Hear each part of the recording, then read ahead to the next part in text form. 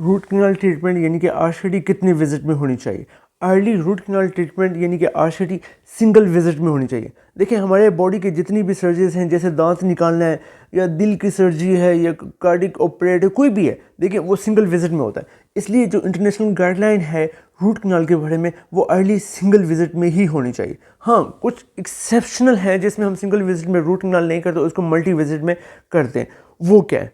सबसे पहली जो रीज़न बनती है जिसमें हम रूट कैनाल सिंगल विजिट में नहीं करते, मल्टी विजिट में करते हैं, वो ये कि पेशेंट को स्प्रेडिंग स्वेलिंग है।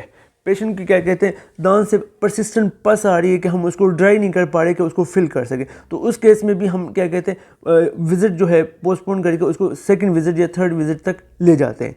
अच्छा, जो सेकंड जो इंडिकेशन आते हैं जिसमें रूट कैनाल हम मल्टी विजिट में करते हैं, वो ये है कि पेशेंट काफ़ी देर मुंह नहीं खोल पाता है। समटाइम ऐसा होता है जब पेशेंट की माउथ ओपनिंग कॉम्प्रोमाइज़ है।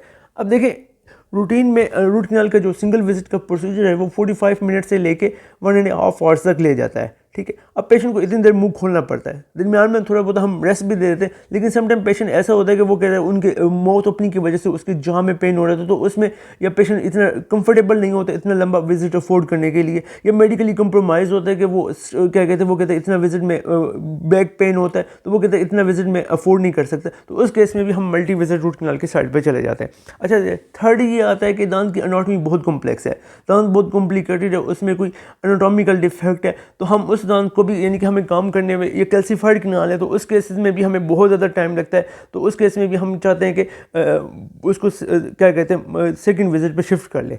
अब चौथी इंडिकेशन ऐसे आती है कि पेशेंट हमारे पास आता है, उसको सवेयर पेन है और पेशेंट अनअपॉइंटेड आता है, तो हमारे पास उसको अकोमोडेट करने के लिए इनफ टाइम नहीं है कि हम उसको सिंगल विजिट अकोमोडेट कर सकें, तो उस केस में हम उसका पेन रिलीफ कर देते हैं फर्स्ट विजिट में, तो उसके बाद हम उसको अपॉइंटमेंट दे देते हैं, जिसके बाद हम उसको कंप्लीट करते हैं।